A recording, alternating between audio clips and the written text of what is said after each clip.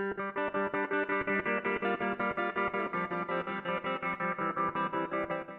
Friends, welcome to our channel learning by doing with Shyam.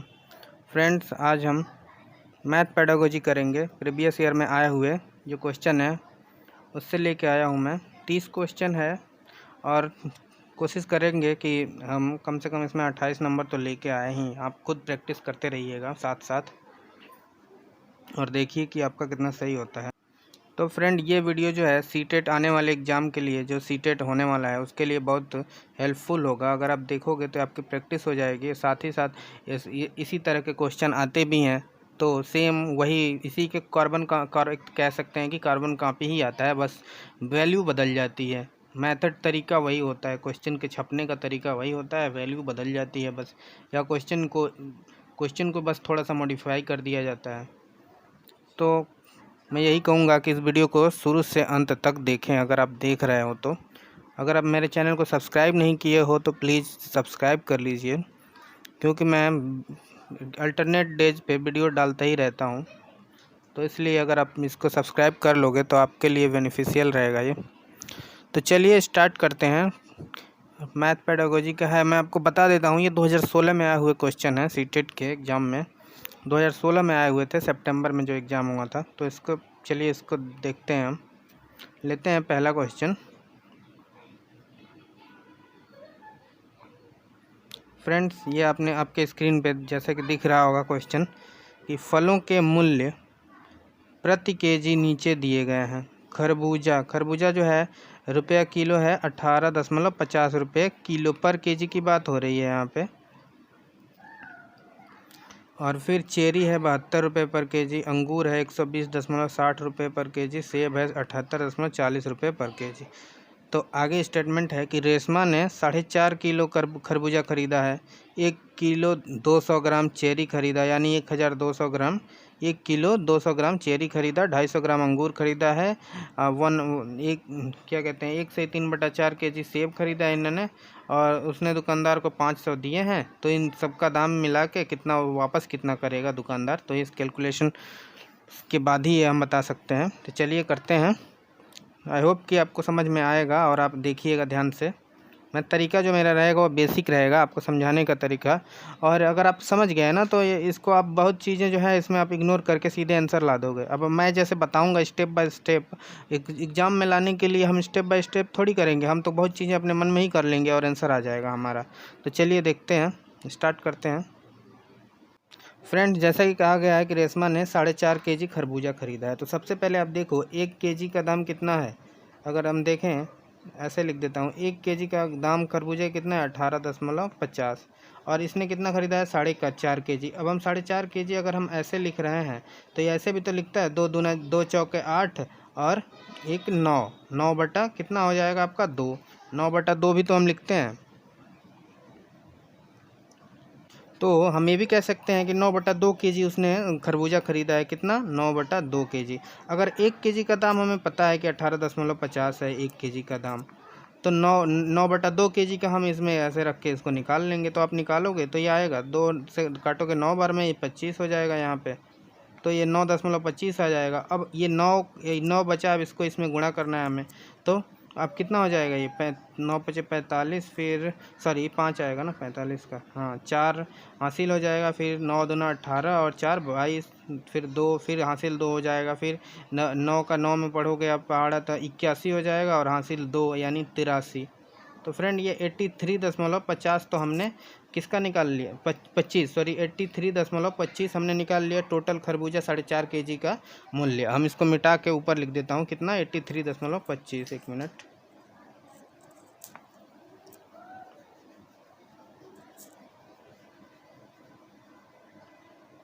तो friend, हमने खरबूजे का दाम हमने निकाल लिया 4.5 केजी का, उसने कितना लिया 83.25 खरबूजे का दाम आ गया हमारा पहला।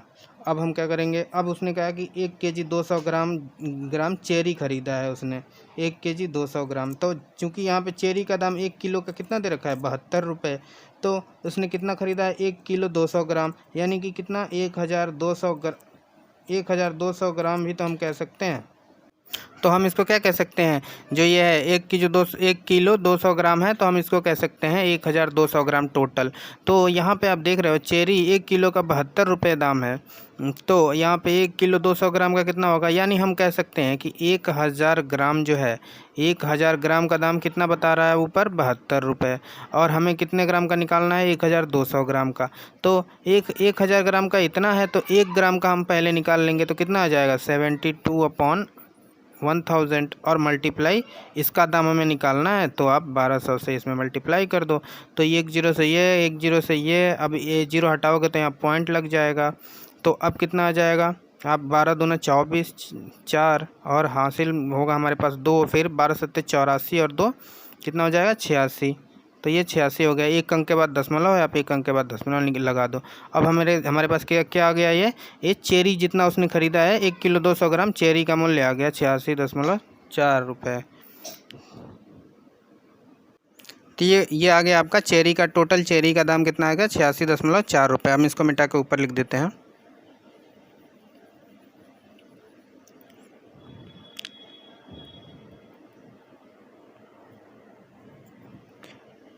तो ये चेरी का कितना आ गया 86.4 रुपये। अब हमारा क्या अंगूर बचा है, अंगूर कितना ख़रीदा है उसने, अंगूर उसने 250 ग्राम ख़रीदा है। अंगूर उसने 250 ग्राम ख़रीदा है और 1000 ग्राम का मूल्य दे रखा है ऊपर। तो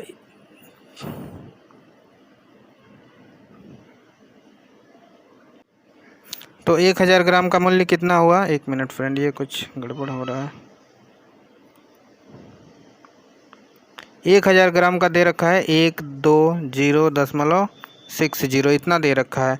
और तो 1 ग्राम का हम निकाल लेंगे। 1 ग्राम का क्या हो जाएगा, इसके नीचे 1000 से भाग हो जाएगा। अब 1000 से आप भाग दे दो, इतना हो गया। अब हमें कितना ग्राम का निकालना है, 250 ग्राम का। तो आप यहाँ 250 ग्राम से गुणा कर दो, तो 250 ग्राम का टोटल निकल आएगा। अब आप देखो 0 से 0 को काट दो। अब क्या करोगे, हमने 0 से 0 को काटा, इस 25 से इसमें भाग दे दो, तो 25 चौके 100 4 बार में चला जाएगा। फिर इस 4 से इसमें 2 4 3 12, ये 3 बार में जाएगा। और ये 0 यानी 30 आ जाएगा। और ये 60 है यानी 15 बार में ये चला जाएगा।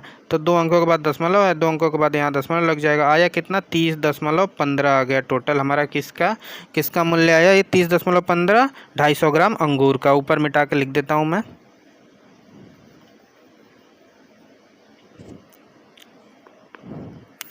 तो 250 ग्राम अंगूर का मूल्य आ गया 30.15। अब बचा सेब का निकालते हैं। सेब 1 किलो का दे रखा है और सेब उसने ख़रीदा कितना है, 1 सही 3/4 kg। यानी इसको हम कैसे लिख सकते हैं, 1 मिनट इसको मिटा दें। तो हाँ, इसको कैसे लिख सकते हैं, 4 एकम 4 और 3 7, यानी 7/4 kg उन्होंने सेब ख़रीदा है। और 1 किलो का दाम दे रखा है आपका सेब का कितना, 78.40। तो आप इसमें गुणा कर दो सीधे, 1 किलो का दाम दे ही रखा है। तो और हमें 7/4 का पता करना है, तो उसमें आप 7.40 को मल्टीप्लाई कर दो आप। इसको जब आप गुणा करोगे तो कितना होगा, अब इसको 4 से अगर डिवाइड करोगे तो 4 एकम 4 और 4 9 36, और फिर यहाँ 2 4 छक्के 4, 1 मिनट, यहाँ कितना बचेगा 36 से 4 36 2 बचेगा यहाँ पे। फिर 4 छक्के 24 हो जाएगा, यहाँ पे 6 बार में जाएगा, यानी 60 यानी 19.60 आपका आंसर आ जाएगा कि इसका टोटल, इसका जितना रेट लगेगा 19.60।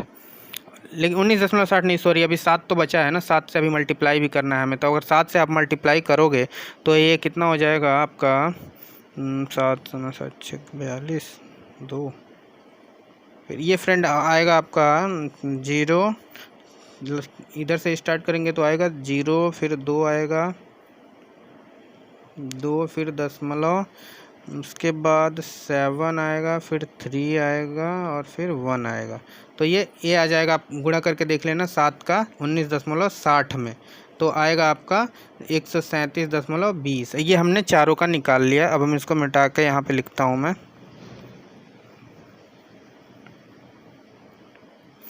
कि इसका कितना आया, सेब का आपका 137.20। तो अब इनको सबको ऐड करना है आपको। तभी तो हम माइनस करेंगे ना 500 में से। तो अब ऐड करोगे आप तो देखो यहाँ लास्ट इस इकाई अंक से ऐड करो तो 5, इसमें 2 अंक कर लेते हैं, चलिए हाँ 5 और ये 5 10 और 5 5 10 और 0 है यहाँ पे, तो ये कितना हो जाएगा 0। फिर एक हासिल हो गया हमारे पास, फिर यहाँ 2 और एक 3 हासिल, और 3 और 4 7 और एक 8 और 2 9। कुछ गड़बड़ हो रहा है यहाँ पे, 2 4 और 2 6 और एक 7 और 2 9 और एक हासिल 10, यानी 0 यहाँ फिर से मिलेगा हमें। यहाँ एक हासिल फिर से मिला। अब हम क्या करेंगे, यहाँ से गुणा, यहाँ से जोड़ेंगे 3 6 3 और 6 9, यहाँ पे 6 और 3 ये 9, और उसके बाद 9 और 7, 9 और 7 कितना हो जाएगा आपका 16, और एक हासिल 17 17 17 का 7 हो जाएगा। यहाँ पे यहाँ पॉइंट लगाएंगे, 1 मिनट कुछ गड़बड़ हो रहा है। हाँ फिर अब जोड़ोगे इसको तो ये आ जाएगा यहाँ पे 3, फिर यहाँ पे 3, यानी इतना आ जाएगा। आप टोटल ये सब काउंट कर लेना, हमने तो ऐसे निकाल ही दिया, अब आप जोड़ के देखना तो आएगा 337.00। तो ये 2 अंकों के बाद दशमलव लग जाएगा तो ये 0 हट जाएगा, हमारे पास पूरा एग्जैक्ट वैल्यू मिलेगी 337। अब इसको आप 500 में से घटा दोगे तो ये आ जाएगा हमारे पास वैल्यू कितनी आएगी 173। तीसरा ऑप्शन सही। अगला क्वेश्चन देखते हैं, कैलकुलेशन कर लोगे आप तो आपको रिजल्ट मिल जाएगा तीसरा। अगला क्वेश्चन, ये अगला क्वेश्चन है कि साबुन की एक टिकिया का आकार 7 सेंटीमीटर है, 5 सेंटीमीटर और 2.5 सेंटीमीटर। अब आप कहोगे कि ये 3 दे रखा है कि 7 centimetre into 5 centimetre into 2.5 centimetre ऐसे दे रखा है। इसका मतलब ये क्या हुआ, एक लंबाई होता है, एक ऊंचाई, और एक लंबाई, एक चौड़ाई और एक हाइट होता है, मतलब ऊंचाई, और ये length and breadth and height ये दे रखा है तीनों का साबुन के टिकिया का। क्योंकि एक साबुन को देखा होगा आपने, तो एक साबुन कुछ ऐसा ही तो होगा, एक साबुन कुछ ऐसा ही तो होगा एक साबुन ना। तो इसमें क्या क्या है इस साबुन में, इसमें हाइट भी है आपका, इसमें लंबाई भी है, इसमें ये चौड़ाई भी है, इसमें ये हाइट भी है, तो सब कुछ है। तो इसीलिए इस 3 माप दे रखा है। तो क्या निकलेगा इसका आयतन निकलेगा हमारे पास। लंबाई जब ऊंचाई भी ऐड हो जाती है साथ में तो उसमें क्या निकालते हैं आयतन। अगर सिर्फ लंबाई चौड़ाई दिया रहता है तो उसका क्या निकालते हैं हम, क्षेत्रफल निकालते हैं। और जब तीनों होता है तो हम उसका आयतन निकाल देते हैं, यानी वॉल्यूम निकाल देते हैं, और इसका एरिया निकाल देते हैं अगर 2 वैल्यू दी रखी है तो चलिए हम साबुन का पहले आयतन निकाल के देखते हैं। इसको मिटा देते हैं।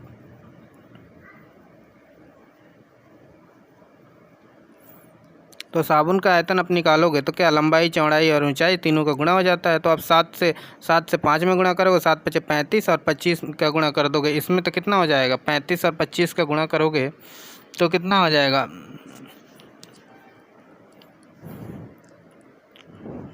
करके देख ही लेते हैं। वैसे तो आना चाहिए 875, यानी 87.5 होगा।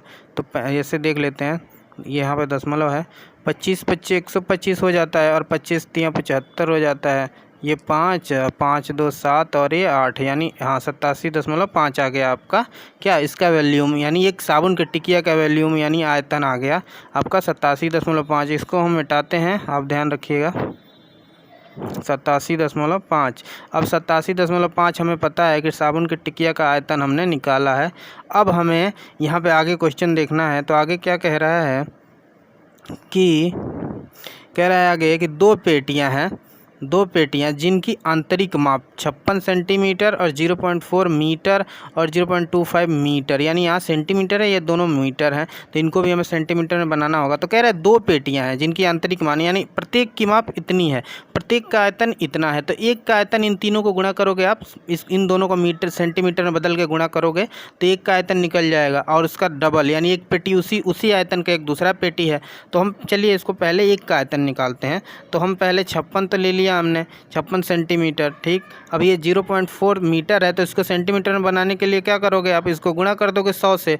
तो अगर आप 0.4 को 100 से गुणा कर दोगे तो 2 जीरो इसके साथ लगेगा, एक जीरो के बाद दशमलव है तो एक जीरो के बाद यहाँ दशमलव लग जाएगा, यानी ये इसके साथ आए तो 40 हो जाएगा, यानी 40 सेंटीमीटर।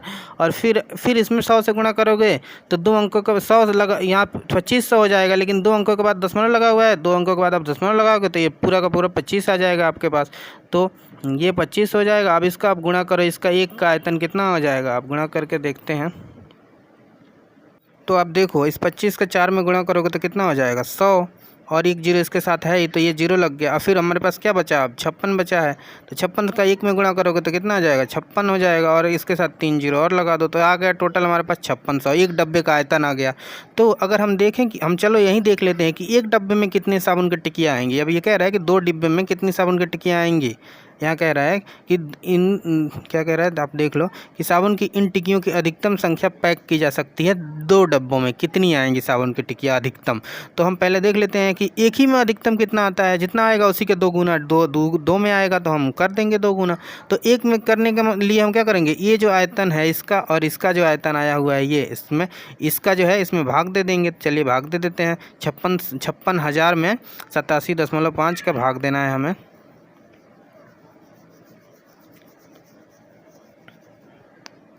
तो 56,000 में हमें भाग देना है किसका, 87.5 का।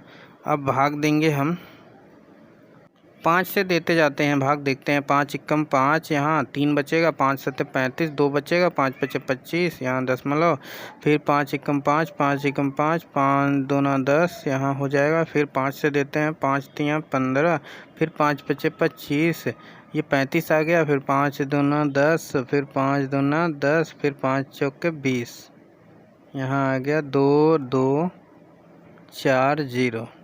अब 35 से फिर 5 से देते हैं, छोटा और कर लेते हैं, 5 सत्ते 35, 5 चौके 20 हो जाएगा ये। फिर यहाँ पे 2 बचेगा, फिर 5 चौके 20 हो जाएगा, 5 चौके 20, फिर यहाँ 4 40 हो जाएगा, तो 5 8 40। अब 7 से काट के देखते हैं, 7 ही तो बचा है, 7 कितना हो जाएगा ये,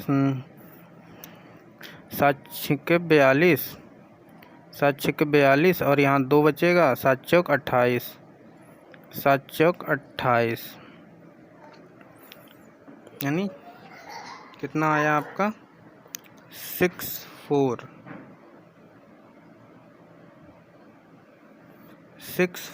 और एक जीरो और बचेगा ना कहीं, एक मिनट। तो यहाँ नीचे एक दशमलव भी तो है, तो ये खाली यहाँ 7 तो होगा नहीं, ये 7 सिर्फ होगा नहीं, ये पॉइंट में पॉइंट लगा होगा, जो कि पॉइंट चल रहा था ना, ये वाला पॉइंट नीचे बढ़ता जा रहा है हमारा। तो ये वाला पॉइंट जब अगर हम हटाएंगे तो ऊपर हम एक जीरो लगाएंगे तो ये 640 हो जाएगा। तो ये एक डिब्बे का आया कि 640 टिक्कियाँ जो है एक डिब्बे में आएंगी। तो अधिकतम जो है एक डिब्बे में अगर 640 है तो 2 डिब्बे में कितना हो जाएगा 1280। तो यही वाला हो जाएगा आपका आंसर दूसरा। करके देख लेना आप। अगला क्वेश्चन, ये अगला क्वेश्चन है कि किसी आयत की लंबाई उसकी चौड़ाई की 3 गुना है। इसकी चौड़ाई एक वर्ग की भुजा का आधा है जिसका परिमाप 72 सेंटीमीटर है। चलिए करते हैं इसको। तो फ्रेंड इस क्वेश्चन को करते हैं। किसी आयत की लंबाई उसकी चौड़ाई का 3 गुना है, यानी कि अगर एक आयत है तो जो ये लंबाई है उसकी चौड़ाई का क्या है 3 गुना है। तो हम मान लिया कि हमने कि चौड़ाई जो है हमने माना चौड़ाई x है तो लंबाई इसकी क्या है 3x हो जाएगी, यही तो है। तो 3x इसका है, लेकिन इससे हमें भी कोई मतलब नहीं है, सिर्फ समझाने के लिए मैंने आपको बताया। लेकिन आगे क्या कह रहा है, कह रहा है इसकी चौड़ाई जो है, इस आयत की जो चौड़ाई है एक वर्ग की भुजा का आधा है। एक वर्ग है, एक ये वर्ग जिसकी चारों भुजाएं बराबर होती हैं, तो वर्ग की भुजा का आधा है, जिसकी ये भुजा है एक, उसका आधा है क्या, इसकी चौड़ाई एक वर्ग की भुजा का आधा है। जो ये चौड़ाई है, सॉरी ये चौड़ाई इसकी आयत की, ये एक भुजा जो वर्ग की है जितनी होगी ना उसकी आधी होगी। अगर मान लिए x है तो ये x/2 हो जाएगी। तो चूँकि ये कि x है नहीं यहाँ पे, अभी हमें निकालना है। तो कैसे निकालना है, क्योंकि वहाँ परिमाप दे रखा है तो हम आसानी से निकाल लेंगे। अब आप देखो यहाँ पे क्या दे रखा है, जिसका परिमाप 72 सेंटीमीटर है, जिसका यानी उस वर्ग का परिमाप 72 सेंटीमीटर है। तो वर्ग का परिमाप का फॉर्मूला जैसे कि आपको पता ही होगा क्या होता है 4a।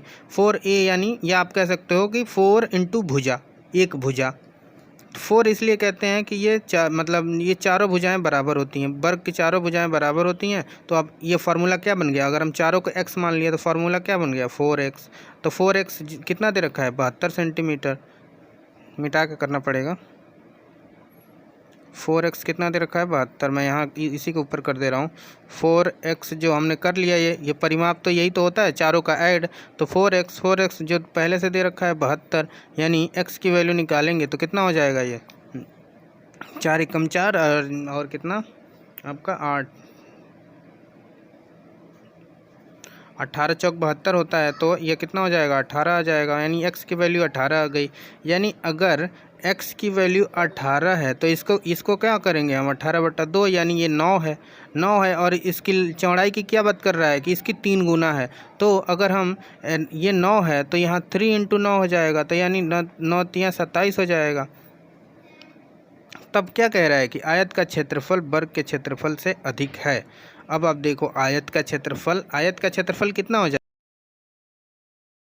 तो हमने निकाल दिया क्या, आयत की लंबाई और चौड़ाई दोनों हमने निकाल दिया है। यहाँ पे मिटा के मैं आपको यहाँ पे देख लो आप कैसे, यहाँ पे क्या आ गया 9 आ गया, जैसे कि आपको मैंने बताया 9 आ गया, और यहाँ पे 27 आ गया, 9 और 3 27, और यहाँ पे 9। तो अब हम मिटा के एक कंप्लीट फिगर बनाते हैं आपके सामने।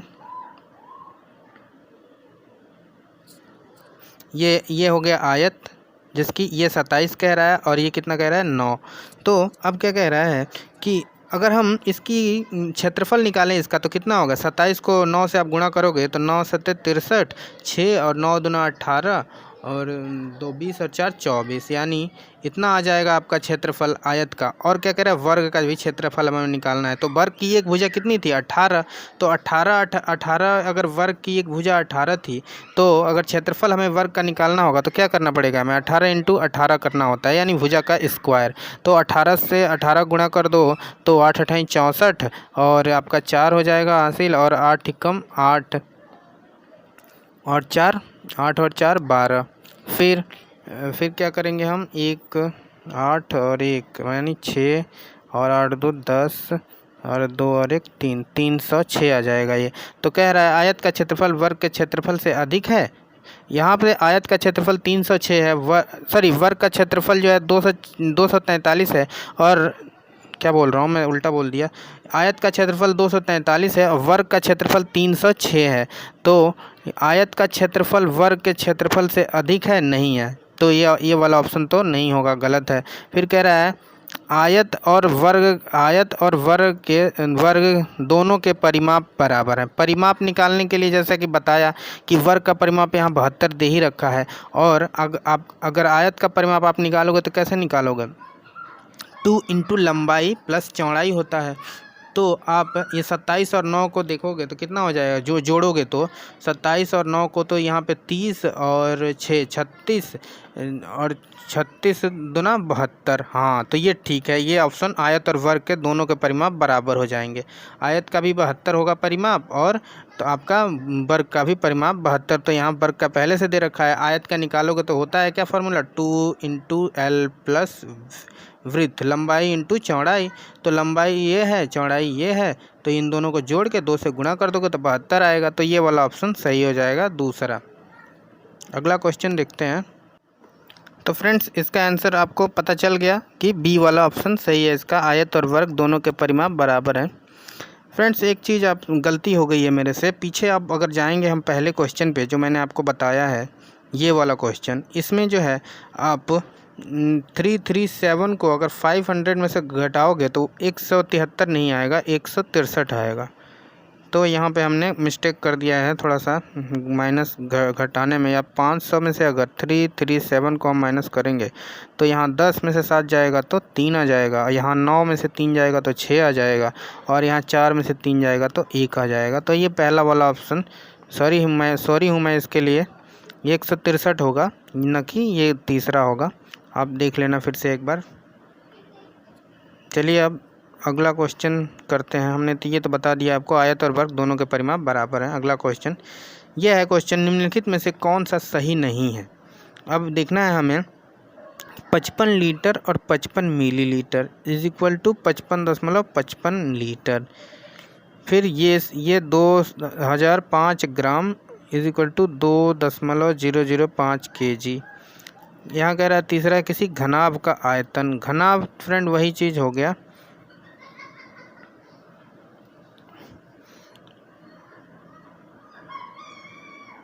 ये हो गया घनाभ आपका। तो कह रहा है घनाभ का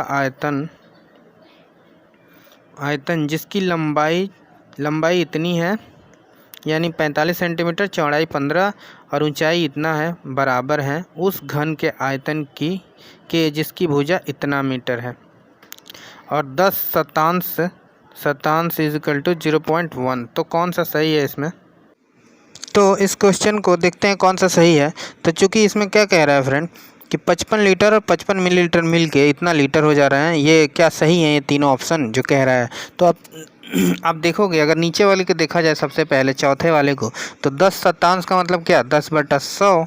अब 10/100 है तो इसको अगर हम एक जीरो से इस जीरो को काट देंगे तो हमारा क्या बचा 1/10 बचा। अगर इस जीरो को भी हम हटाएंगे तो क्या करेंगे ऊपर दशमलव लगाएंगे, तो ये सही है यानी 0.1, यानी ये वाला ऑप्शन तो सही है। इसमें पूछ रहा है सही नहीं है कौन सा, वो हमें चेक करना है। तो पहला तो मतलब चौथा तो नहीं होगा, एक ऑप्शन तो हट गया।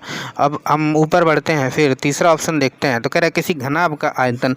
तो घनाभ उसको कहते हैं, मान लीजिए आयत है, ये आयत। अब आयत ये 2D होता है। अब इसी को 3D में बना दूं, अगर इसको 3D बना दूं यानी ये, तो ये क्या हो गया घनाभ हो गया। तो इसको घनाभ कहते हैं।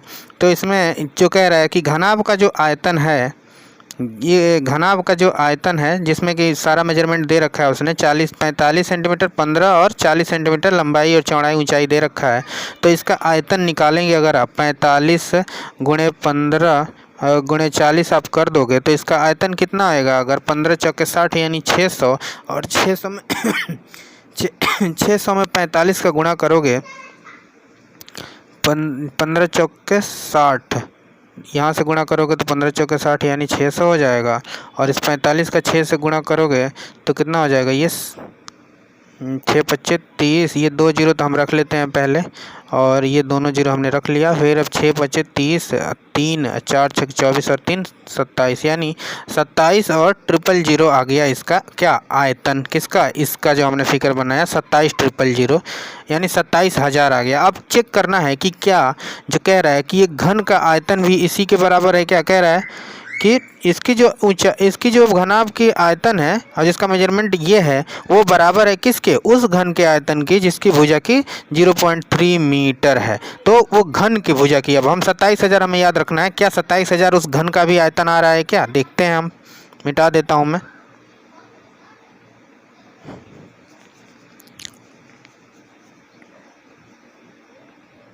तो अगर घन की बात की जाए तो घन होता है वर्ग। एक वर्ग आपने बनाया जिसकी चारों भुजाएं बराबर, इसी को 3D बना दीजिए। वर्ग जो है वो 2D होता है, जब 3D बना दोगे तो ये घन हो जाएगा। तो घन का क्या कह रहा है कि एक भुजा जो है उस घन के आयतन जिसकी भुजा 0.3 मीटर है। अब मीटर की बात कर रहा है 0.3 मीटर। अब इसको आप सेंटीमीटर में बना लोगे, क्योंकि ये सेंटीमीटर में है तो आप इसको सेंटीमीटर में बनाने के लिए 100 से गुणा करोगे तो कितना हो जाएगा, ये 30 हो जाएगा। वैसे ही अगर हम निकालते हैं इसका आयतन, अगर निकालेंगे हम इस घन का आयतन तो क्या करेंगे, ये भी लंबाई प्लस चौड़ाई गुणे चौड़ाई और गुणे ऊंचाई होता है, मल्टीप्लाई तीनों का। तो हम तीनों का 3 बार ये गुणा होगा यहाँ पे 0.3, तो 3 बार होगा यानी 30, एक बार और 30, 3 बार 30 गुणा हो गया तो कितना हुआ 3 × 3 = 9, 30 27, यानी ये भी 27 हो गया। और 1 2 3 जीरो रख लेंगे इसके आगे, तो ये भी यानी बराबर है उस 2700। उसका जो आयतन है और इसका आयतन दोनों बराबर हो गया, यानी ये भी ऑप्शन सही है, यानी ये हमारा आंसर नहीं है। फिर अगला देखोगे आप 2050 ग्राम क्या इतना kg के बराबर है, तो आप 1000 से इसमें भाग दोगे 1000 से, तो 3 जीरो हटाने के लिए 3 अंक के बाद हमें दशमलव लगाना है, तो यहाँ पे 2 के बाद दशमलव लग जाएगा, तो यानी ये भी सही है। तो गलत कौन सा होगा, आंख बंद करके हम जल्दी से यही लगा देंगे। अगला क्वेश्चन देखते हैं। यह क्वेश्चन है कि 2 अंकी संख्या को दूसरी 1 अंकी या 2 अंकीय संख्या से गुणा करने की प्रक्रिया को समझने के लिए निम्नलिखित में से कौन सी पूर्व जानकारी होना आवश्यक है। 2 अंकी कोई संख्या है को दूसरी 1 अंकी, कोई 1 अंकी संख्या हो दूसरी, या कोई 2 अंकी संख्या हो दूसरी से गुणा करने की प्रक्रिया को समझने के लिए निम्नलिखित में से कौन सी पूर्व जानकारी होना आवश्यक है? क्या वो गुणन, विभाजन और प्रतिलोम के रूप में, या योग क्रम विनिमय गुण होना चाहिए, गुणन का क्रम विनिमय गुण, या गुणन योग पर वितरण के रूप में? तो फ्रेंड इसमें आप देखोगे तो पहला ऑप्शन है गुणन विभाजन के प्रतिलोम के रूप में, यानी multiplication as inverse of division. और दूसरा है योग का क्रम विनिमेय गुण, कम्यूटेटिव प्रॉपर्टी ऑफ एडिशन, गुणन का क्रम विनिमेय गुण, गुणन का यहाँ पे योग का है, यहाँ गुणन का है, यानी कम्यूटेटिव प्रॉपर्टी ऑफ मल्टीप्लिकेशन, और गुणन योग पर वितरण के रूप में, यानी multiplication as distribution over addition.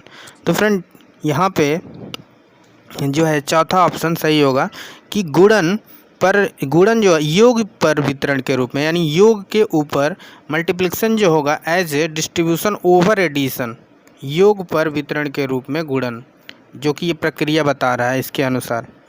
तो यहाँ पे चौथा ऑप्शन सही होगा। अगला क्वेश्चन देखते हैं। ये क्वेश्चन है गणित से भयभीत होने और उसमें असफल होने के लिए निम्नलिखित में से किसे एक कारण नहीं माना जा सकता है? तो फ्रेंड कह रहा है कि आप देख ही रहे हो, कारण नहीं माना जा सकता है क्या? गणित में अगर असफल हो रहा है, वो गणित से भयभीत होने और उसमें असफल होना, ये कारण है। सॉरी, ये जो है आपका तथ्य है कि भयभीत होना और उसमें असफल होना, और कारण क्या नहीं माना जा सकता? तो लैंगिक भेद माना जा सकता है क्या, कि लैंगिक एक लड़की है या लड़का है, इसकी वजह से वो डर रहा है, लड़की है तो डर रहा है, या लड़का है तो डर रहा है, या लड़की है तब असफल हो रहा है, या लड़का है तब असफल हो रहा है? तो ये तो नहीं हो सकता, एक कारण ये नहीं माना जा सकता है पहला। तो हम देखेंगे कि पहला ही लैंगिक भेद ही ऑप्शन सही हो जाएगा, और ऑप्शन देखने की ज़रूरत नहीं है। अगर आप देखोगे तो कक्षा कक्ष के अनुभव ये हो सकता है एक कारण, कक्षा कक्ष के अनुभव, जो गणित में से भयभीत होना, यानी अगर टीचर का स्ट्रिक्ट बिहेव है कक्षा में, तो जो बच्चे का अनुभव होगा वो ख़राब होगा, तो इसके कारण वो भयभीत होगा, या गणित के सब्जेक्ट में असफल होगा वो। प्रतीकात्मक संकेत कह सकते हो, तो ये भी प्रतीकात्मक संकेत न समझना, कोई संकेत न समझना, तो ये भी कारण असफल हो सकता है कारण। फिर गणित की संरचना, ये भी कारण हो सकता है। तो लैंगिक भेद कारण नहीं हो सकता, नहीं माना जा सकता। तो पहला ऑप्शन सही है। अगला क्वेश्चन देखते हैं। ये अगला क्वेश्चन है आपके सामने कि दो दशमलव संख्याओं के योग की संकल्पना को पढ़ाने के लिए निम्नलिखित में से शिक्षण अधिगम का कौन सा साधन सर्वाधिक उपयुक्त है? दो दशमलव संख्याओं के योग की संकल्पना को पढ़ाने के लिए निम्नलिखित में से शिक्षण अधिगम, अगर 2 मान लीजिए 2.5 है, 3.5 है, इस तरह से, तो शिक्षण अधिगम का कौन सा साधन सर्वाधिक उपयुक्त है? गिनतारा, या जियो बोर्ड, या मोती और माला, या ग्राफ पेपर, कौन सा सही है? तो फ्रेंड देखोगे कि ये जो है गिनतारा दशमलव संख्या है, तो अब दशमलव संख्या के लिए ग्राफ पेपर सबसे सही होता है, तो ऑप्शन नंबर चौथा सही होगा। मोती और माला, इसमें आप दशमलव को अच्छी तरह से बता नहीं पाओगे, और जियो बोर्ड पे भी नहीं बता पाओगे, जो कि ग्राफ पेपर पे आप सही से समझा सकते हैं इसको। तो चौथा ऑप्शन सही होगा। अगला क्वेश्चन देखते हैं। ये क्वेश्चन है कक्षा 4 के अधिकतर शिक्षार्थी सोचते हैं कि दो संख्याओं के गुणन से प्राप्त संख्या सदैव दोनों संख्याओं से बड़ी होती है। दो संख्याओं का गुणा करेंगे, अगर मान लीजिए 2 का गुणा किया 4 से, तो यहाँ सोच रहे हैं वो कि सदैव जो दोनों संख्याओं से बड़ी होती है। तो आप यह कैसे प्रदर्शित करेंगे कि यह सदैव सत्य नहीं होता है? तो फ्रेंड आप इस क्वेश्चन को देखोगे, जैसा कि मैंने यहाँ पे आपको बताया कि 2 और 4 का गुणा करोगे तो 8 हो जाएगा, यानी किसी भी अगर पूर्ण संख्या को लोगे उससे गुणा करोगे, तो जो ये पहले चीज़ कह रहा है ना कि संख्याओं के गुणन से प्राप्त संख्या सदैव दोनों संख्याओं से बड़ी होता है, यहाँ तक ये हमेशा सत्य रहेगा। अगर आप कोई पूर्ण संख्या ले रहे हो, तो बिना दशमलव वाली संख्या अगर आप ले रहे हो, गुणा कर रहे हो, तो ये हमेशा सत्य रहेगा कि इन दोनों से वो हमेशा सदैव उसका मल्टीप्लिकेशन बड़ा ही होगा। लेकिन अगर आप दशमलव की बात करोगे ना, जहाँ भी आप दशमलव, अगर 0.2 हो गया, गया, 0.3 हो गया, आप गुणा कर रहे हो तो ये 6 हो जाए। मान लीजिए यहाँ पे 0.2 था, अब 0.3 है, आप मल्टीप्लाई करोगे तो कितना आ जाएगा, 6 हो जाएगा। लेकिन ये 2 अंकों के बाद दशमलव भी तो लगेगा, तो यहाँ पे एक और 0 बढ़ जाएगा, तो ये संख्या क्या हो गई अब ये देखो, ये संख्या, ये दोनों अपने में बड़ी संख्या थी, लेकिन ये दोनों का जब गुणा किया तो ये और छोटी संख्या हो गई। आपने देखा है 2 अंकों के बाद 0 लग गया, तो क्या हो गया, इसका उल्टा हो गया ना।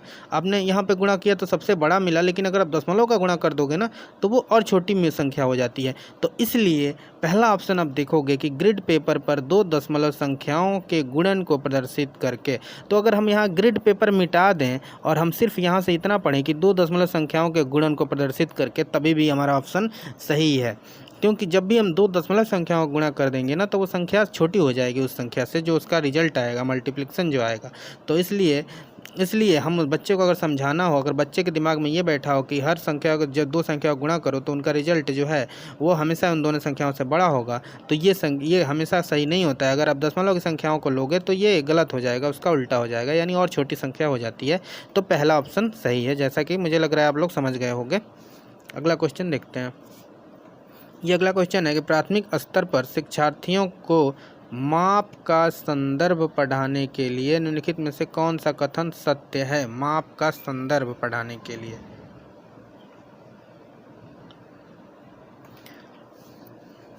अप्रामाणिक मापों का उपयोग नहीं करना चाहिए, या अप्रामाणिक मापों का उपयोग प्रमाणिक मापों के बाद करना चाहिए, या प्रमाणिक मापों का उपयोग अप्रामाणिक मापों के बाद करना चाहिए, या केवल अप्रामाणिक मापों का उपयोग करना चाहिए।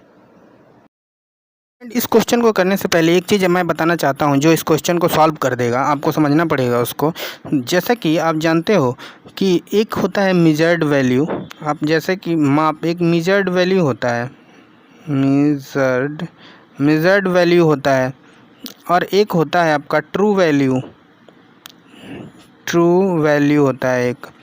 तो अगर हम मेजर्ड वैल्यू वो होता है जो आप मेज़र करते हो, यानी कि मान लीजिए हमने 3 दिया, 2 दिया, आपने घटाया, इसको कहा कि आप घटा दो, तो इसको 1 आ गया, आपका आंसर 1 आ गया। तो इस आंसर को हम कहें कि नहीं कैसे 1 आ गया, तो आप क्या कहोगे, इसको चेक करोगे, फिर से चेक करोगे आप कि ये 1 और 2 जोड़ेंगे तो 3 हो जा रहा है क्या। तो ये चेक कर लिया आपने, तो क्या किया आपने एक तरह से, या हम कहें कि इसको उत्तर माला, जैसे कि हम उत्तर माला पहले दिया रहता था उसमें चेक करते थे, तो आप क्या करते थे, इस मेजर्ड वैल्यू को उस ट्रू वैल्यू से कंपेयर कराते थे, यानी उसमें भी 1 दे रखा है तो वो सही हो गया। तो वो मेजर्ड वैल्यू ये हो गई। ट्रू वैल्यू कुछ होता है, ट्रू वैल्यू यानी उस उत्तर माला को कह सकते हैं हम, जो आंसर होता है पहले से प्रमाणिक आंसर जो दिया रहता है, यानी जो हमारे फिजिक्स केमिस्ट्री में जो कुछ वैल्यू होती है या हमारे पीरियोडिक टेबल में जो दे रखा है, तो कुछ लगभग में होता है, या तो एटॉमिक वेट कह लो आप, एटॉमिक वेट कह सकते हो, एटॉमिक नंबर कह सकते हो। तो सब कुछ लगभग में पॉइंट में जाते हैं। तो आप जब कैलकुलेट करते हो, उसको मेजर करते हो, तो कुछ उसके आसपास जाता है, तो आप उसको कंपेयर करते हो, तो देखते हो कि हमारा पॉइंट में इधर उधर है। तो जब थोड़ा इधर उधर है, इसका मतलब आप कहते हो कि हाँ यही लगभग में यही सही है, यानी कि वो ट्रू वैल्यू से तो चेक करते हो आप कि ट्रू वैल्यू के आसपास मेरा है। तो यानी कि आप जितना ट्रू वैल्यू के पास जाओगे आपका आंसर उतना ही प्रिसाइज होगा। या तो जितना, अगर आप मान लीजिए कि इतना दूर रहे, अभी आंसर यहाँ पे है, आप यहाँ पे कहीं आए, अब तो आपका आंसर यहाँ तक प्रिसाइज था, आपने अगली बार और थोड़ा अच्छा से किया तो यहाँ तक आपका आंसर पहुँच गया। आपने हर बार आप प्रिसाइज हो रहे हो, जितनी बार आप प्रिसाइज हो रहे हो तो आपकी जो वैल्यू है सही हो जा रही है, यानी ट्रू वैल्यू के आप जितना नज़दीक जाओगे आपकी वैल्यू एक्यूरेट होगी, यानी प्रिसाइज होगी। तो इसी को हमने जो कहा आपका कि कंपेयर करा देते हैं हम ट्रू वैल्यू के साथ, तो हम मान लेते हैं कि सही है। तो यहाँ पे आप देखोगे कि कह रहा है क्वेश्चन में कि प्राथमिक स्तर पर शिक्षार्थियों को माप और संदर्भ पढ़ाने के लिए निम्नलिखित में से कौन सा कथन सत्य है। तो आप देखो यहाँ अप्रामाणिक मापों का उपयोग नहीं करना चाहिए, अप्रामाणिक मापों का उपयोग नहीं करना चाहिए। अप्रामाणिक मापों का उपयोग क्यों नहीं करना चाहिए, तो ये वाला ऑप्शन आपका गलत हो जाएगा। फिर कह रहा है अप्रामाणिक मापों का उपयोग प्रमाणिक मापों के बाद करना चाहिए। फ्रेंड यहाँ पे जो मैंने आपको बताया अभी ये सब चीज़ें, यहाँ पे देखो ऐसा कुछ है क्या, अप्रामाणिक माप यानी अप्रामाणिक माप कि जो आपने मेजर किया अभी वो प्रमाणिक कहाँ है, जब तक आपने उसको ट्रू वैल्यू से कंपेयर नहीं कराया, तो अभी अप्रामाणिक है। जब आपने कंपेयर करा दोगे तो प्रमाणिक हो जाएगा। तो अप्रामाणिक मापों का उपयोग प्रमाणिक मापों के बाद करना चाहिए। तो आप अगर प्रमाणिक माप तो ट्रू वैल्यू है, अप्रमाणिक माप आपने जो मेजर किया है वो है, तो हम ऐसा कर सकते हैं क्या कि पहले ट्रू वैल्यू हम खुद लाएंगे और फिर अप्रमाणिक माप आएगा? ऐसा तो होता नहीं है, तो उल्टा है। प्रोसीजर तो यही है कि पहले आप मेजर करोगे, अप्रमाणिक माप लाओगे, फिर प्रमाणिक माप आएगा। तो ये कह रहा है कि अप्रमाणिक माप जो है वो प्रमाणिक माप के बाद आएगा। जैसे प्रमाणिक माप पहले आएगा, ये पहले आएगा ही नहीं, ये तो लास्ट में आएगा ना, तो ये भी वाला ऑप्शन गलत हो जाएगा। फिर कह रहा है प्रमाणिक मापों का उपयोग अप्रमाणिक मापों के बाद करना चाहिए, तो ये सही है आपका कि जो प्रमाणिक माप है वो अप्रमाणिक माप आपने जो कोशिश करके अप्रमाणिक माप लाया, अब ट्रू वैल्यू ये नीचे है यानी प्रमाणिक माप है, तो इससे आपने कंपेयर कराया, आपको रिजल्ट आपको सेटिस्फाइड हो गए आप, और आपको जो रिजल्ट प्राप्त हो गया, तो ये है रहा आपका तीसरा ऑप्शन सही है, क्योंकि प्रमाणिक माप जो है वो लास्ट में अप्रमाणिक माप के बाद आ रहा है, तो यही वाला ऑप्शन सही भी होगा। केवल अप्रमाणिक मापों का उपयोग करना चाहिए, ये भी गलत है, क्योंकि केवल अप्रमाणिक माप करोगे तो आपको पता कैसे चलेगा कि आप सही हो या गलत हो। अगला क्वेश्चन देखते हैं फ्रेंड। ये क्वेश्चन है कि वास्तविक ज़िंदगी से गणित का संबंध बनाने के लिए और अंतर विषयों को विकसित करने के लिए निम्नलिखित में से किन मूल्यांकन योजनाओं का उपयोग किया जा सकता है? वास्तविक ज़िंदगी से गणित का संबंध जोड़ने के लिए है और अंतर विषयों को विकसित करने के लिए निम्नलिखित में से किन मूल्यांकन योजनाओं का उपयोग किया जा सकता है? क्षेत्रीय भ्रमण, सर्वेक्षण परियोजना, क्षेत्रीय भ्रमण, मौखिक परीक्षा, ड्रिल, कार्यपत्रक, सर्वेक्षण परियोजना, जांच सूची, क्षेत्रीय भ्रमण, मौखिक परीक्षा, जांच सूची। तो फ्रेंड आप देखोगे इसमें तो कुछ चीज़ें ऐसी हैं जो ऑप्शन को हटा देंगी, इसमें से कुछ ऑप्शन को। तो इसमें आप देखो, अब पहला ऑप्शन हम देखेंगे, अगर क्षेत्रीय भ्रमण, सर्वेक्षण और परियोजना, ये वाला ऑप्शन ठीक लग रहा है। फिर क्षेत्रीय भ्रमण, मौखिक, ड्रिल जो है, ड्रिल अभ्यास, ये वाला गलत है, तो ये ऑप्शन गलत हो जाएगा। ड्रिल वर्ड गलत है तो ऑप्शन गलत हो जाएगा। जांच सूची यहाँ भी है, ये वाला ऑप्शन गलत हो जाएगा। जांच सूची यहाँ भी है, ये भी ऑप्शन गलत हो जाएगा। क्षेत्रीय भ्रमण ठीक है, सर्वेक्षण भी ठीक है, परियोजना भी ठीक है, मौखिक परीक्षा भी ठीक है, तो ये वाला ऑप्शन ये हमने ऑप्शन ख़त्म कर दिया, तो पहला ऑप्शन बचता है, सही हो गया। अगला क्वेश्चन देखते हैं। ये क्वेश्चन है, गणित के कक्ष में दृष्टिबाधितों के लिए निम्नलिखित में से किन का प्रयोग शिक्षा के साधनों के रूप में किया जा सकता है? दृष्टिबाधित हैं बच्चे, तो शिक्षा के साधन के रूप में क्या प्रयोग हो सकता है? कंप्यूटर हो सकता है, संख्या चार्ट या जियो बोर्ड, फिर टेलर गिनतारा, भिन्न का किट, संख्या चार्ट, कंप्यूटर, जियो बोर्ड, टेलर का गिनतारा, कंप्यूटर, जियो बोर्ड, कौन सा सही होगा इसमें? तो आप देखोगे अगर वो दृष्टिबाधित है तो कंप्यूटर जो है ये उसके लिए नहीं होगा। संख्या चार्ट भी नहीं होगा उसके लिए। जियो बोर्ड तो हो सकता है लेकिन ये संख्या चार्ट नहीं हो सकता है। तो अगर मान लें कि कंप्यूटर हो सकता है, एडवांस कंप्यूटर जो उनके लिए बना है, तो ये माना कि हो सकता है, तो संख्या चार्ट नहीं हो सकता, यानी पहला ऑप्शन गलत। फिर टेलर का गिनतारा, भिन्न किट, संख्या चार्ट, इसमें भी आ गया, चूँकि हम पहले में ही मान चुके हैं संख्या चार्ट नहीं हो सकता, तो ये भी नहीं हो सकता ऑप्शन। फिर संख्या चार्ट इसमें भी है, तो हम मान लिए दो में कि नहीं है, तो इसमें भी नहीं, तो यानी चौथा ऑप्शन बचता है, तो यही सही है। अगला क्वेश्चन है, संख्याओं के संदर्भ में प्राथमिक कक्षा के बच्चे अर्थात वे बच्चे जिनका आयु 8 से 9 वर्ष है निम्नलिखित में से किस समुच्चय में प्रवीण है? पंक्तिबद्धता, वर्गीकरण, प्रतिवर्तीता, अनुपातिक विवेचन, प्रतिवर्तीता, अनुपातिक विवेचन, पंक्तिबद्धता, वर्गीकरण, अनुपातिक विवेचन। तो अगर वे बच्चे जो है प्राथमिक कक्षा के हैं, 8 से 9 वर्ष के हैं, तो पंक्तिबद्धता, वर्गीकरण और तो फ्रेंड्स इस क्वेश्चन को देखते हैं। तो हम यहाँ देखेंगे इसमें से ऑप्शन कम करना है हमें। तो बच्चे जो है अगर प्राथमिक कक्षा के हैं, 8 से 9 वर्ष के हैं, तो इसमें जो है आपका अनुपातिक विवेचन ये जो है ऑप्शन में गलत है, यानी वर्गीकरण तो हो सकता है और ये भी हो सकता है लेकिन ये नहीं हो सकता, तो इसलिए ऑप्शन गलत हो जाएगा। इसमें भी है तो ये भी गलत और इसमें भी है तो ये भी गलत, यानी पंक्तिबद्धता, वर्गीकरण और प्रतिवर्तीता, यानी इसको सीरिएशन, क्लासिफिकेशन और रिवर्सिबिलिटी कह सकते हैं। सीरिएशन यानी पंक्ति में, वर्गीकरण यानी क्लासिफिकेशन और रिवर्सिबिलिटी प्रतिवर्तीता, तो पहला ऑप्शन सही है। अगला क्वेश्चन देखते हैं। ये अगला क्वेश्चन है कि कक्षा फर्स्ट के एक शिक्षक ने एक विद्यार्थी को सभी वस्तुओं की गणना करने के लिए कहा, जिनमें पेन, रबड़ और शार्पनर का संग्रह था। विद्यार्थी ने सभी वस्तुओं को एक रेखा में रखा, गणना शुरू किया। उसने 10 वस्तुओं के स्थान पर कहा कि 2 पेन, 5 रबड़ और 3 शार्पनर है। 5 2 7 3 8 शार्पनर है। आपके विचार से विद्यार्थी को गणना के किस सिद्धांत यानी किन सिद्धांतों पर कठिनाई का सामना करना पड़ रहा है? तो यहाँ पे क्या क्या गणना कर रहे हैं एक बार और देख लेते हैं हम। एक विद्यार्थी को सभी वस्तुओं की थी, जिसमें पेन था, P फॉर पेन, रबर था, R फॉर रबर, शार्पनर था, S फॉर शार्पनर। 3 चीज़ें थी, पेन, रबर और शार्पनर का संग्रह था। तो उसने क्या कहा, 10 वस्तुओं के स्थान पर कहा कि 2 पेन है, 5 रबर है और 3 शार्पनर है। यानी 5 2 7 3 8 ही बताया उसने, 10 हैं चूँकि, तो 8 क्यों बताया? तो आपके विचार से विद्यार्थी को गणना किस सिद्धांत यानी किसका सामना करना है? अमूर्तन सिद्धांत। पेन का तो कर ही दिया उसने, रबर का भी कर दिया, शार्पनर का भी कर दिया, तो अमूर्तन सिद्धांत कैसे होगा? अमूर्तन और असंगत क्रम सिद्धांत, स्थिर क्रम और अमूर्तन सिद्धांत, एकाकी संगतता सिद्धांत। देखते हैं। तो फ्रेंड, मैंने यहाँ चूँकि कह दिया था कि 7 ही गिनती कर रहा है, लेकिन ऐसा कुछ नहीं है। जब 2 पेन कर रहा है, 5 रबर कर रहा है और 3 शार्पनर कर रहा है, तो 10 तो हो ही गए। 5 2 7 और 3 10, यानी 10 वस्तुएं थी, 10 की गणना कर दिया। लेकिन उन्हें शिक्षक ने कहा था टोटल आप गिन के बताओ, तो टोटल बताना था 10, लेकिन उसने अलग अलग बताया, कहा कि 2 पेन है, 5 रबर है, 3 शार्पनर है। तो उसने क्या किया कि शार्पनर और रबर उसने जो उसके अमूर्तन का सिद्धांत जो कहते हैं, तो ये जो था क्या कहते हैं, पेन, रबर और शार्पनर, इसने जब जोड़ा तो इसने इसको नहीं जोड़ पाया, वो पेन और रबर को उसने नहीं जोड़ पाया और शार्पनर को। इस तरह से उसने सोचा कि जब ये शार्पनर नहीं है तो हम इसको नहीं उसने नहीं जोड़ पाया इसको। तो इसको हम क्या कह सकते हैं, खाली अमूर्तन का सिद्धांत तो है नहीं, ये चीज़ें असंगत हो गई यहाँ पे।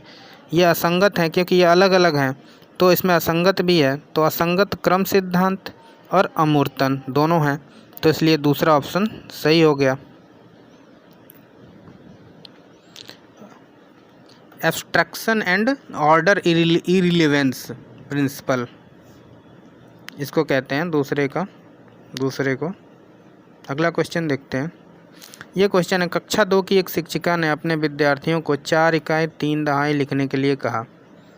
4 इकाई और 3 दहाई लिखने को कहा। कुछ विद्यार्थियों ने 34 के स्थान पर 43 लिखा। एक शिक्षिका के रूप में आप शिक्षार्थी को इस संकल्पना कैसे समझाएंगी? उन्हें बताएंगे कि यह गलत है और फिर उन्हें सही उत्तर को 5 बार लिखने के लिए कहेंगी। हमेशा दहाई और इकाई के स्तंभों में लिखना सिखाएंगी, जिससे कोई भ्रम न हो। स्तंभ विधि में अभ्यास करने के लिए बहुत सारे प्रश्न देंगे। विद्यार्थियों को गिनतारा पर प्रदर्शित करने के लिए कहेंगी और लिखने के लिए कहेंगी। तो आपको तो पता चल ही गया होगा इसमें कौन सा ऑप्शन सही है। देख के ही पता चल जा रहा है इसमें कौन सा ऑप्शन सही है।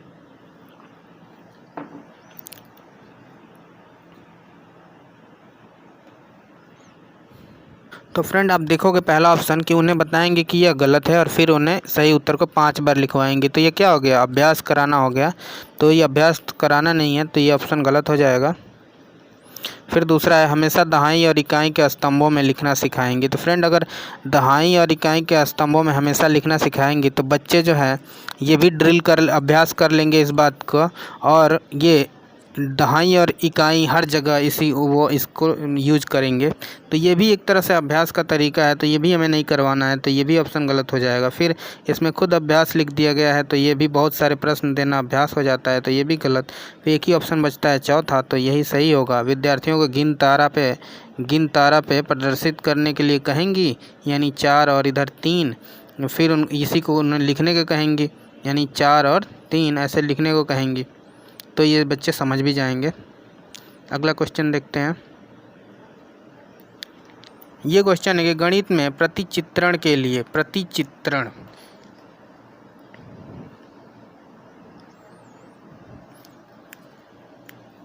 प्रतिचित्रण यानी कि मैपिंग, गणित में प्रतिचित्रण के लिए निम्नलिखित कथनों में से कौन सा सत्य नहीं है? तो 3 तो सत्य होंगे, एक सत्य नहीं होगा, तो वो 3 सत्य ढूंढ लें या एक सत्य नहीं है वो ढूंढ लें। कह रहा है प्रतिचित्रण यानी मैपिंग का गणित के कई विषयों से समाकलन किया जा सकता है। प्रतिचित्रण स्थानिक चिंतन को बढ़ाता है। प्रतिचित्रण आनुपातिक विवेचन को प्रोत्साहित करता है। प्रतिचित्रण गणित पाठ्यक्रम का भाग नहीं है। भाग नहीं है। तो प्रतिचित्रण यानी मैपिंग की बात हो रही है फ्रेंड। मैपिंग तो कहीं ना कहीं मैपिंग आप भी समझ रहे होंगे कि मैपिंग क्या है। तो यहाँ पे प्रतिचित्रण गणित के कई विषयों से समाकलन किया जा सकता है। ऐसा है क्या? मैपिंग कह रहा है सत्य नहीं है इसमें। कौन सा? तो मैपिंग है। तो प्रतिचित्रण का गणित के कई विषयों से समाकलन किया जा सकता है। हाँ सही बात है।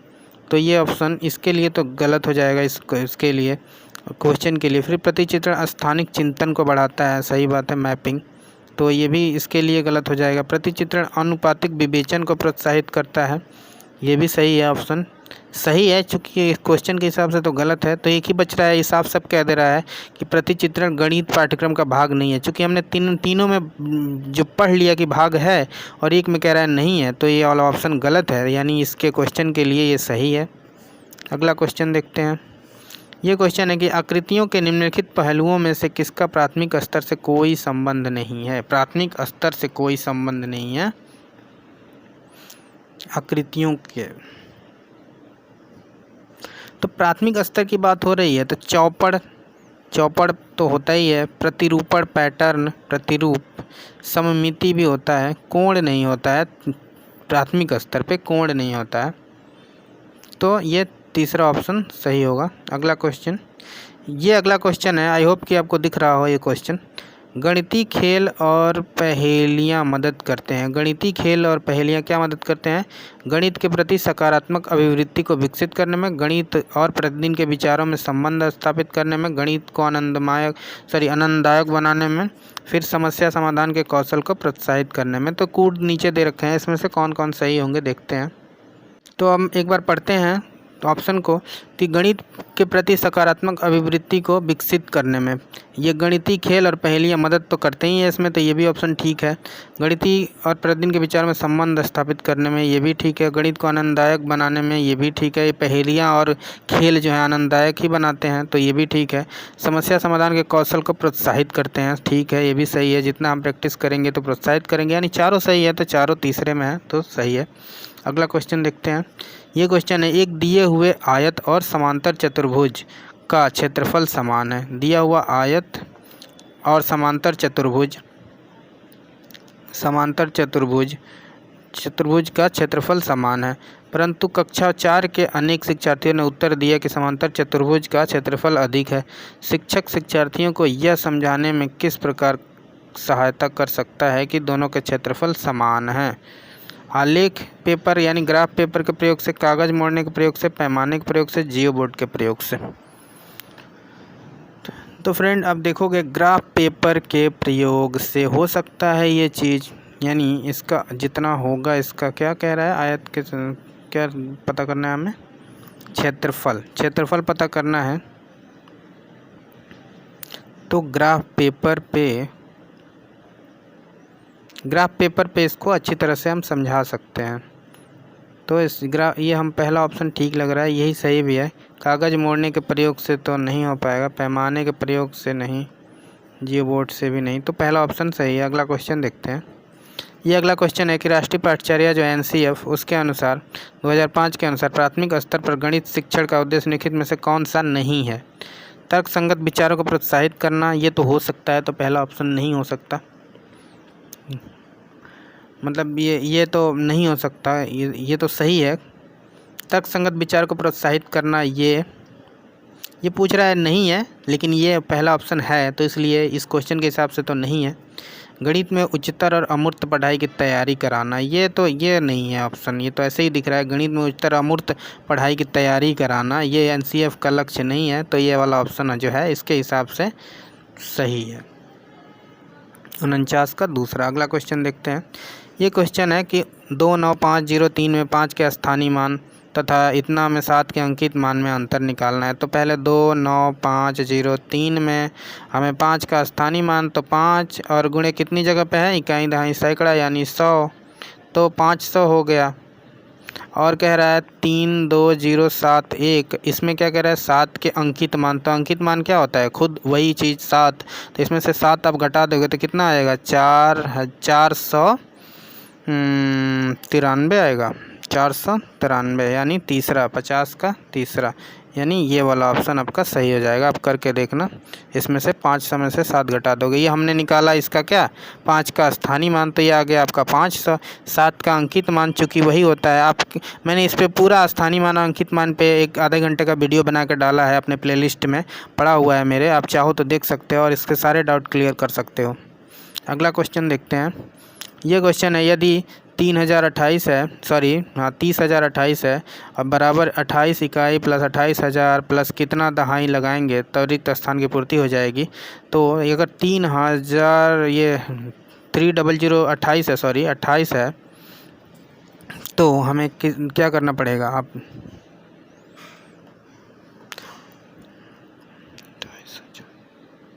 तो इसमें मैंने बताया था आपको, जो सबसे ज़्यादा हो उसको ऊपर रखते हैं। तो 28,000 की बात कर रहा है, तो 28,000 यानी 30, फिर 28 यहाँ पे कितना दहाई हमें रखना है, तो कह रहा है हमें इस दहाई को तो आप भूल ही जाओ। अभी 28,000 हमने लिख दिया, 28 इकाई रख लो। अब 28 इकाई, अब कितना हो गया, 28028। अब हम क्या करेंगे, यही इसमें से माइनस कर दो, ऊपर वाले में से, यानी कि इसमें से माइनस कर दो। 1 मिनट मैं आपको बता रहा हूँ, आप इसमें से माइनस कर दो, 28,028।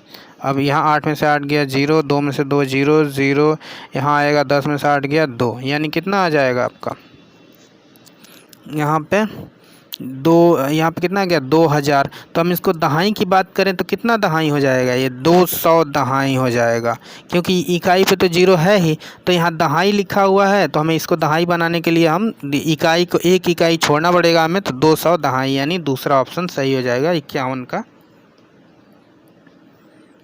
आई होप कि आप समझ गए होंगे। चलिए अगला क्वेश्चन देखते हैं। ये क्वेश्चन ये करते हैं, इसमें है कि जब 80 8 को 108 से भाग देते हैं और 90 9 को 109 से भाग देते हैं, तो दोनों में जो शेष बचता है, यानी इसमें जो शेष बच रहा है और इसमें जो शेष बच रहा है, तो इसमें वाले शेष को इस वाले शेष से भाग देना है, तो रिजल्ट हमें क्या मिलेगा वही पूछ रहा है। तो चलिए भाग दे के देख लेते हैं। अब अगर हम 80 8 को अगर हम भाग दें नॉर्मल तरीके से 108 से, तो आप देखोगे कि ये 8 बार में तो नहीं जाएगा, क्योंकि ये अधिक हो जाएगा, तो हम इसको 7 बार में ले जाएंगे। तो कितना हो जाएगा, 7 8 56 और 7 एकम 7, और आप घटाओगे तो कितना हो जाएगा, ये तो 0, ये तो कुछ नहीं होगा यहाँ तो, और यहाँ हो जाएगा आपका 5 और 2 आ जाएगा यहाँ, फिर हम 0 उतार दिए, 0 बढ़ा दिए। अब कितनी बार में जाएगा ये, अब 8, सॉरी अब ये कितनी बार में जाएगा, 1 मिनट, अब कितनी बार में जाएगा, अब 4 बार में जाएगा ये।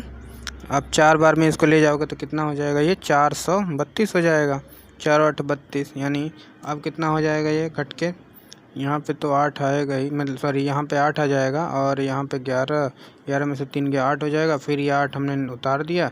अब कितनी बार में जाएगा ये, अब 8 बार में चला जाएगा, तो अब कितना हो जाएगा ये, 8 टाइम 64, यानी इतना हो जाएगा। अब इसको घटाओगे तो कितना आएगा, रिमाइंडर 24। अब ये जो 24 आ गया, ये पहले वाले का 24 आ गया, अब इस जो अगला जो इसका हम भाग देंगे जो आएगा, उससे हमें इस 24 में भाग दे के देखना है। तो 24 आपको याद रखना है, 24 आया है, मैंने ऊपर इसको लिख दिया। अब इसको मिटा देता हूँ मैं, दूसरे वाले को करते हैं।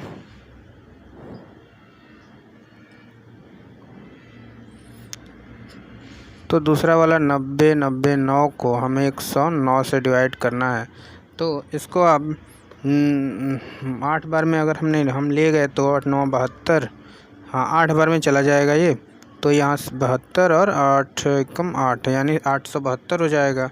घटाएंगे तो यहाँ पे 7 और यहाँ पे 3, 0 उतारा 0 बढ़ाया, फिर ये कितनी बार में जाएगा आपका, 3 बार में इसको ले जाते हैं तो 27 और यहाँ 3 हो जाएगा, फिर इसको हमने घटाया तो कितना आ जाएगा ये 10 7 3 हो जाएगा ये, और यहाँ पे आपका 6 में से 2 गया 4 हो जाएगा। फिर हमारे पास बचा कितना, 9 अभी बचा है,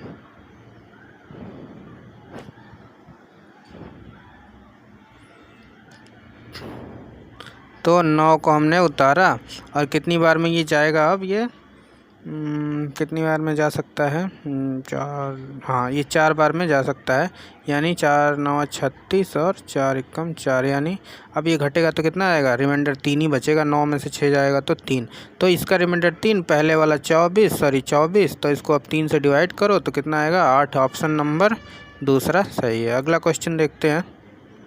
ये अगला क्वेश्चन है कि यदि 603 को गुणा कर रहे हैं 8 से और 63 को गुणा कर रहे हैं 4 से, तो इसके साथ कुछ क्या हम गुणा करेंगे कि 603 गुणे 28 जो है बराबर होगा 63 गुणे 4 गुणे कुछ और के।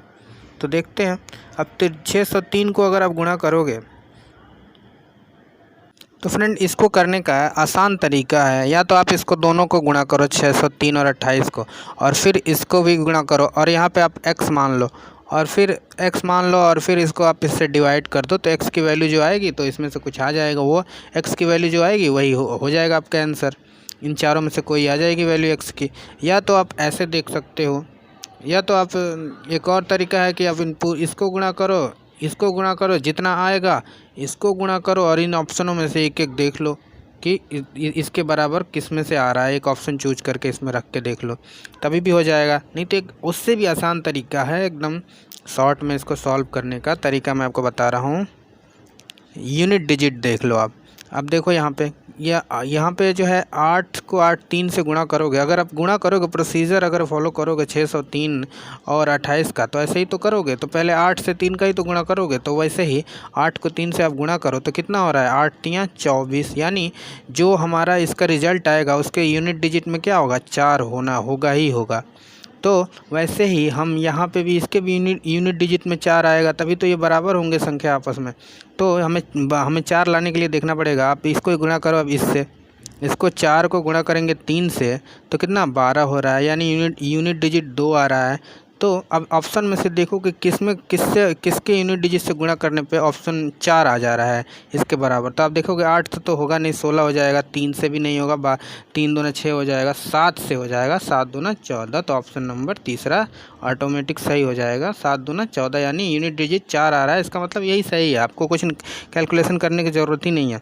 अगर आप चाहो तो 603 गुणे 28 और बटे में आपका 63 और गुणे 4 कर दो, तभी भी आपका आंसर वही आएगा। देख लो आप, 4 7 28 हो जाएगा और 63 को आप डिवाइड करोगे तो 3 दूना 6, 3 एकम 3, 3 दूना 6, 3 एकम 3, और यहाँ पे 3 दूना 6 यानी 20 तियाँ 60 और 3 एकम 3, 21 आ गया यहाँ पे।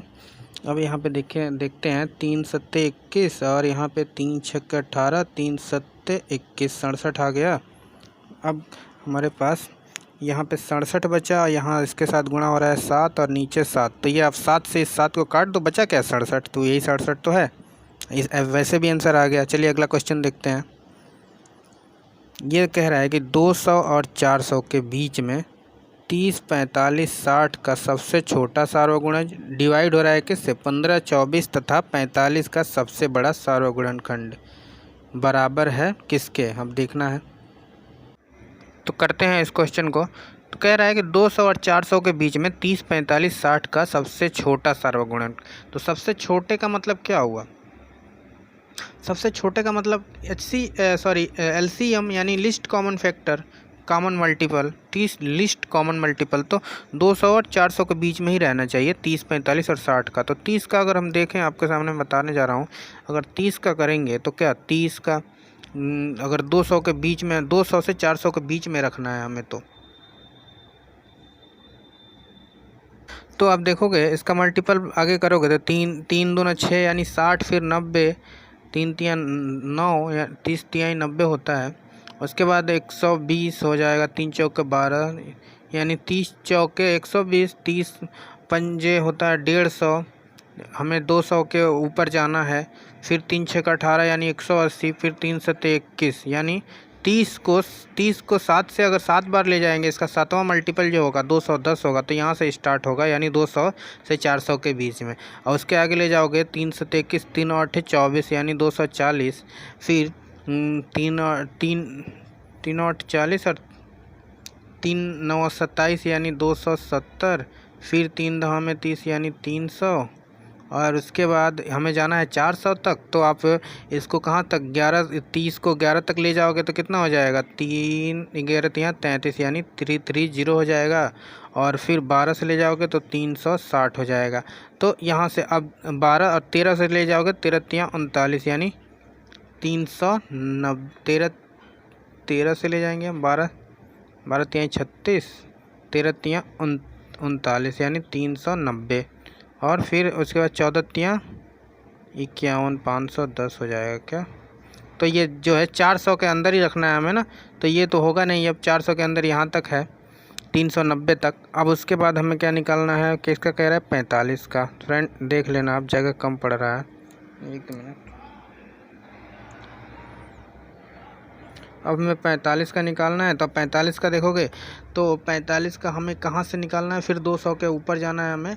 तो आप 45 दूना 90 45 दूना 90 45 135 होता है। फिर 45 चौके 180 और 45 चौके 180 45 पंजे 225। तो हमें 225 यानी 200 से ऊपर चला गया तो यहाँ से लेना है। 45 पंजे 225, 45 छक्के 270 और 45 सत्ते होता है आपका 315 और 45 अट्ठे होता है 360।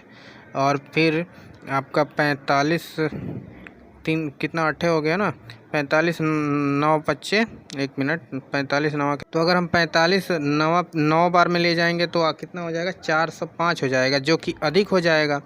405 होगा जो 400 से अधिक हो जाएगा। तो हमारा इतना ही रहेगा। फिर आगे अब देखते हैं 60 बचा हमारे पास। फिर हम 200 से ऊपर तक ले जाएंगे। 6 दूना 12 6 3 18 6 चौके 24 यानी 240 4 बार में। 6 पच्चे 30 यानी 300 और 6 पंजे 30 6 चौके 36 यानी 360। अच्छा से तो 42 420 हो जाएगा, यानी बस यहीं तक रखना है। तो हमें इसमें से लीस्ट कॉमन फैक्टर निकालना है, यानी लोवेस्ट कॉमन फैक्टर निकालना, एलसीएम निकालना है हमें इसका। तो आप देखो तीनों में कौन सा अवेलेबल है। तीनों में वो संख्या जो अवेलेबल है 360 इसमें भी है, 360 इसमें भी है और 360 इसमें भी है। तो फ्रेंड ये जो है आपका, ये आ गया आपका 360 हमारा आ गया क्या, इसका 200 और 400 के बीच में क्या सबसे छोटा सार्वगुणनखंड। अब बड़ा निकालना है हमें 15 24 और 45 का। तो इसके बड़ा के लिए हम क्या करेंगे, हम HCF निकालेंगे। तो 360 तो आपको याद रखना होगा, 360 आ गया। मैं अब इसको मिटा रहा हूँ, अब हम HCF निकालेंगे। तो अब HCF निकालिए किसका, 15 है पहले। तो 15 का क्या करेंगे, 2 ही हो सकते हैं, 3 हो सकता है और 5 हो सकता है। फिर 24 का करेंगे तो 24 का 2 दूना 4 2 दूना 4 दूना 8 या 24।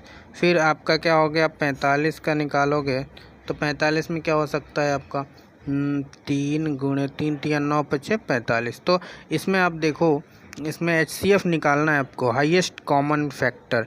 तो क्या है इसमें 3 है,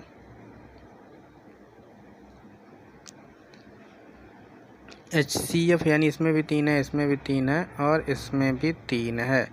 तो क्या होगा, इसका 3 हो जाएगा। तो इसमें 3 आ गया। अब कह रहा है दोनों का डिवाइड।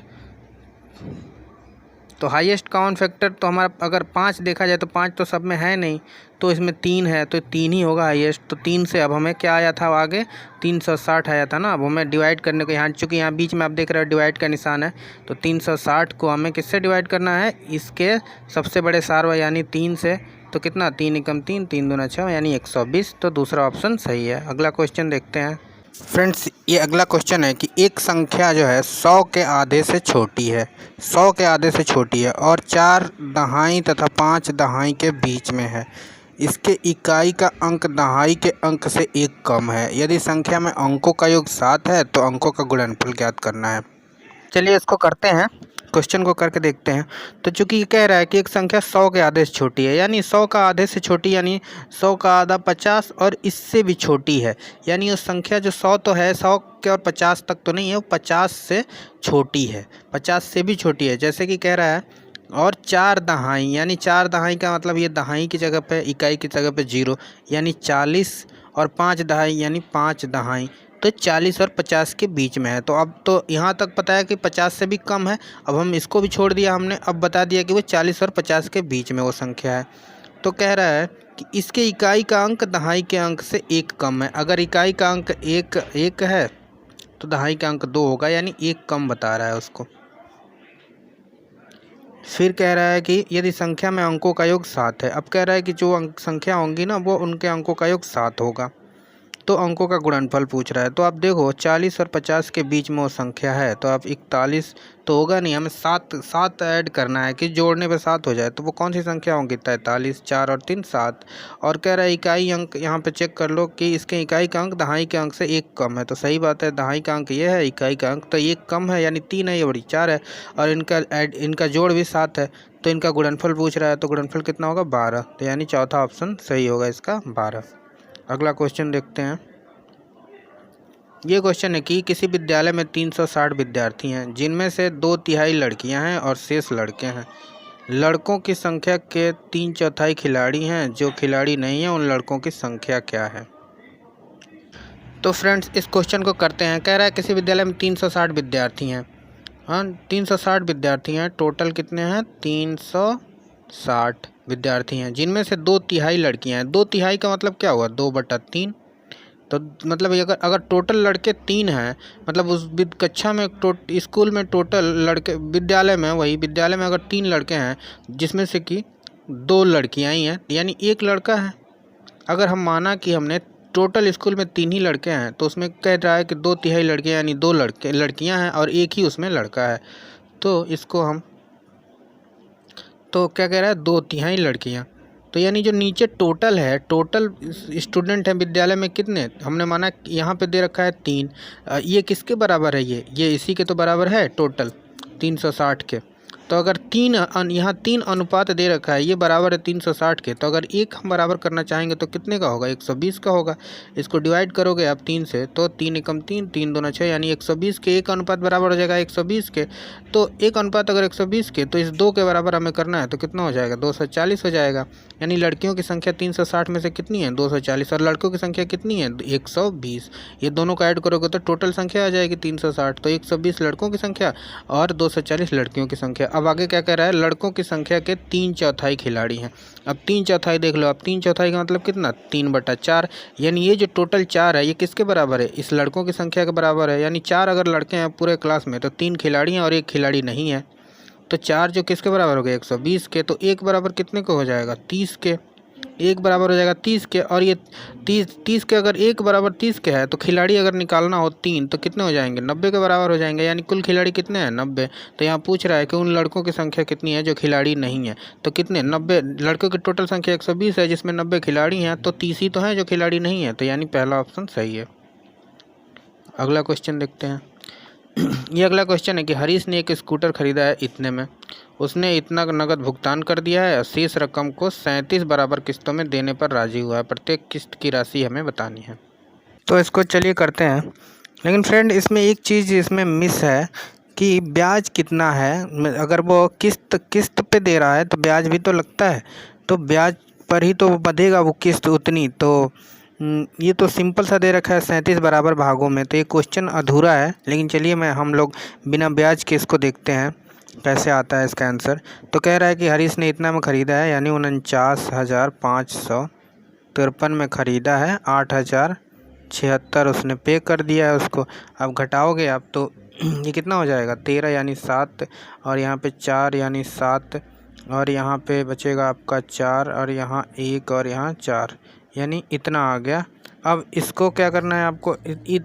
इतना तो उसने कैश में दे दिया है, तो बचा कितना? अब इतना। अब इसी को तो 37 बराबर भागों में देना है उसको। तो आप इसको 37 से डिवाइड कर दो। तो 37 से अगर हम डिवाइड करें तो यहाँ पे 37 एकम 37 बचा कितना? यहाँ 3 और 4 बचा, यहाँ पे 4 बचा, यानी ये 44 हो गया। 44 फिर 37 एकम 37 यानी 3, यानी फिर 7 बच जाएगा यहाँ पे। तो 37 कितनी बार में जाएगा यहाँ पे? अब 35 दूना 70, यानी 2 सत्ते, यानी 2 बार में ले जाएं हम अगर, तो कितना आएगा? 2 सत्ते 14, 2 सत्ते 14, 1 2 3 6 1 7 यानी 74 आ जाएगा। ठीक, यानी यहाँ पे 77 है तो ये अगर 2 बार में 37 को 2 बार में ले गए हम 74 आ गया, यानी 77 है तो 3 यानी बचा कितना 37। तो फिर एक बार में और चला जाएगा तो आएगा क्या 1121। तो यानी पहला आंसर सही है। लेकिन ये आधा अधूरा क्वेश्चन है, इसमें इसको ब्याज भी देना चाहिए था। किस्त अगर है तो ब्याज भी तो हर किस्त पे ब्याज जुड़ के अगले किस्त में दिया जाएगा ना। ब्याज हर किस्त का ब्याज अगले किस्त में जुड़ेगा तो वो किस्त तो एक टोटल अमाउंट होगी ही, उसके साथ ब्याज भी ऐड होता जाएगा। तो इसमें कुछ आंसर दूसरा आता है इसमें से, लेकिन यहाँ पे फ़िलहाल ब्याज नहीं दे रखा है तो पहला ऑप्शन सही होगा। अगला क्वेश्चन, ये अगला क्वेश्चन है कि एक रेलगाड़ी है हैदराबाद से शुक्रवार को समय 13:15 पे चली और शनिवार को बेंगलुरु समय 7:30 पर पहुंची। यात्रा में समय कितना लगा था? तो फ्रेंड इसको करते हैं। आप देखो क्या कह रहा है, शुक्रवार को चल रही है ट्रेन, शनिवार को पहुंच रही है इतने पर। तो शुक्रवार को हम 24 घंटा अगर मान लें, 24 घंटे, अब 24 घंटे में से ये क्या है, कितना शुक्रवार को कितना घंटा चली वो ट्रेन, तो उसको निकालने के लिए हम 24 घंटे में से क्या 13 घंटे 15 मिनट को माइनस कर लो आप। तो अगर आप यहाँ पे 0 है तो यहाँ से एक हासिल लोगे तो क्या आ जाएगा आपका 1 घंटा आएगा, यानी 60 मिनट इधर आ जाएगा। तो अब यहाँ पे कितना हो जाएगा 60 मिनट। अब 60 में से 15 घटाओगे तो कितना हो जाएगा 45 मिनट यहाँ हो जाएगा। अब यहाँ बचा है 3 तो यहाँ पे 23 मिनट यानी कितना हो जाएगा, ये 3 में से 3 गया 0 और 2 में से यानी 10 घंटा 45 मिनट। पहले दिन शुक्रवार को ट्रेन चली 10 घंटा 45 मिनट और अगले दिन तो चली ही है, अगले दिन का ये हो गया 7 घंटा 30 मिनट। अगले दिन का तो शनिवार को तो इतना चली ही है, टाइम जो है 7:30 यानी 7.5 घंटा लगा है, अगले दिन चली है तो इसमें 7.5 घंटा आप और जोड़ दो। तो जोड़ दोगे तो अब क्या हो गया, ये 45 और 30 कितना हो गया 75 मिनट और ये कितना 17 मिनट 17 घंटा 75 मिनट। तो 75 मिनट यानी 1 घंटे से अधिक है, कितना अधिक है 15 मिनट अधिक है। 60 और 15 75 होता है तो ये 60 मिनट यानी 1 घंटा, तो 1 घंटा फिर इसमें जोड़ दो आप तो कितना हो जाएगा 18 और क्या बचा यहाँ 15 मिनट, यानी 18 घंटा 15 मिनट। किस ऑप्शन में है, बी वाले ऑप्शन में है, तो ये सही हो जाएगा। अगला क्वेश्चन, ये अगला क्वेश्चन है 15 दिनों में मिनटों की संख्या बराबर है निम्न में से किसके सेकेंडों की संख्या के। तो इसको करते हैं। कह रहा 15 दिनों में मिनटों की संख्या, 15 दिनों में हम पहले मिनटों की संख्या निकालेंगे। एक दिन में कितने घंटे होते हैं 24 घंटे, एक दिन में 24 घंटे। अगर एक दिन में 24 घंटे होते हैं तो 1 घंटे में कितना मिनट 60 मिनट। तो 24 घंटे में कितना मिनट हम 60 में गुणा कर देंगे इसको, तो कितना आ जाएगा आपका 0 तो हो ही जाएगा, 6 चौके 24, 2 6 दूना 12 और 2 14 यानी 1440 क्या आ गया हमारा 1440 हमारा ये 24 घंटे का यानी 1 दिन का आ गया। तो 15 दिन का हमें निकालना है तो 15 से आप गुणा कर दो। फिर इसमें 15 में 0 का 0, 15 चौके 60 यानी 0, 6 हासिल हो जाएगा। फिर 15 चौके 60 और 6 66 यानी 6, फिर हमारे पास हासिल 6, 15 एकम 15 और 6 21 यानी टोटल हमारा 15 दिन का जो है मिनट कितना हो गया 21,600 यानी 21,600 आ गया। अब कह रहा है कि ये जो है निम्न में से किसके सेकेंडों की संख्या के बराबर है। अब हम इसको सेकेंड की संख्या अगर हमने मान लिया कि ये सेकेंड है तो ये कितने घंटे के बराबर है, कितने घंटे के बराबर है, तो हम क्या करेंगे, ये तो हमने मान लिया कि अब ये सेकेंड है तो अब इसको घंटे के बराबर बनाना है। तो हम इसको मिटा देता हूँ और फिर आपको ऊपर करके दिखाता हूँ। अब 21,600 है, ये सेकेंड है। अब इसको घंटे में बदलना हो, सॉरी सेकेंड है, अब इसको मिनट में बदलने के लिए 60 से गुणा कर दो, भाग दे देंगे। फिर घंटे में बदलने के लिए 60 से भाग देंगे। हमने मिनट में बदलने के लिए क्या किया 60 से भाग दिया, फिर 60 से एक बार और भाग देंगे तो ये घंटे में बदल जाएगा। तो घंटे में बदल गया, ये 1 0 से ये 0, इस 0 से ये 0। अब ये 6 आके 36 ये हो जाएगा आपका 36 और 36 छक्के कितना होता है 216 यानी दूसरा ऑप्शन सही होगा 6 घंटे। अगला क्वेश्चन देखते हैं। ये लास्ट क्वेश्चन है कि संतरे के 15 लीटर और 286 मिलीलीटर जूस को गाजर के 19 लीटर 714 मिलीलीटर जूस में मिलाया जाता है।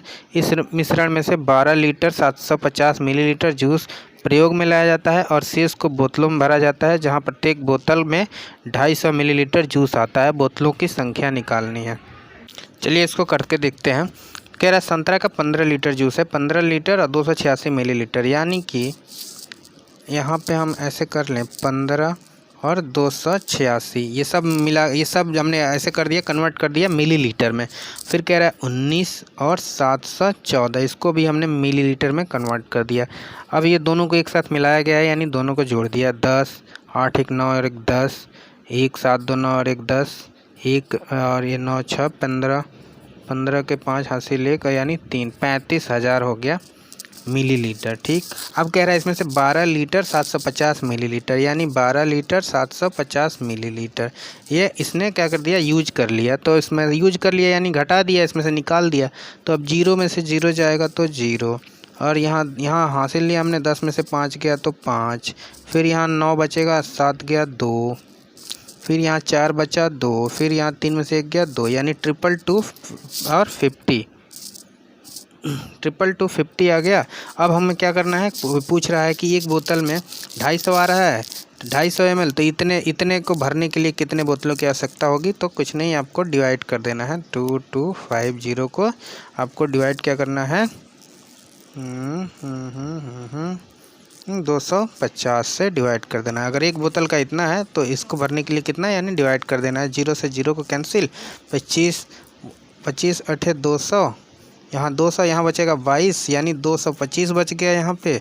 अब 225 यानी 25 8 200 तो हो ही रहा था, 25 9 225, तो ये भी कट जाएगा, यानी 89 बोतल चाहिए। किसमें है, ऑप्शन चौथा। तो फ्रेंड्स ये थे 30 क्वेश्चन प्रीवियस ईयर से, सीटेट के क्वेश्चन है ये। कैसे लगे बताइएगा ज़रूर, और समझाने का तरीका कैसा रहा प्लीज़ कमेंट ज़रूर करिएगा। चैनल को सब्सक्राइब भी कर लीजिए नहीं किए हैं तो। मिलते हैं आपसे अगले सेशन में किसी, या CDP या मैथ पेडागोजी, कुछ भी हो सकता है। तो फिर तब तक के लिए धन्यवाद।